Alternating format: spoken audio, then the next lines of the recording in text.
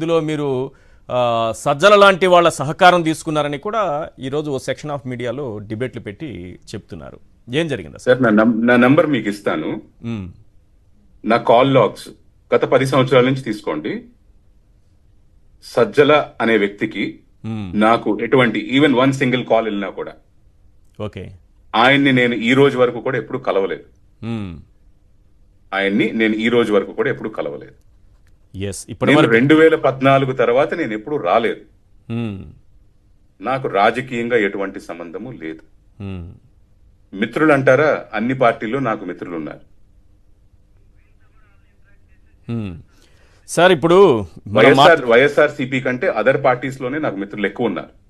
ఏది మిగతా టీడీపీలోనే ఉన్నారు, ఇతర పార్టీల్లోనే ఉన్నారా?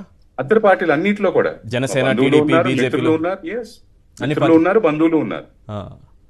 మనం ఇప్పుడు మాట్లాడుతున్న సందర్భంలోనే మనకు అందుతున్నటువంటి బ్రేకింగ్ న్యూస్ ఏంటంటే సజ్జల గారు పరువు నష్టం దావా వేశారు. ఎల్లో మీడియా పైన తనపైన అసత్య కథనాలు ప్రచురించినందుకు ఆయన మీకు సహకరించారు అంటూ వాళ్ళు చేసినటువంటి దుష్ప్రచారాలపైన ఆయన పరువు నష్టం దావా వేస్తాను, లీగల్గా ప్రొసీడ్ అవుతానని ఆయన చెప్పారు. ఇప్పుడే బ్రేకింగ్ మనకు అందుతోంది.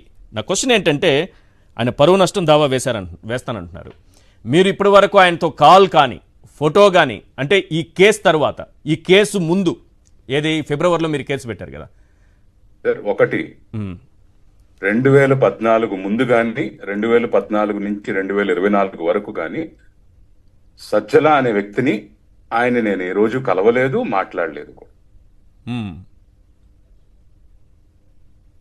ఒక ఫోటో కానీ మనకి, అంటే రేపు కోర్టుకు చూపించుకోవాలి కదా సార్, ఫోన్ కాల్కి సంబంధించిన డేటా కానీ ఏమీ ఉండదు.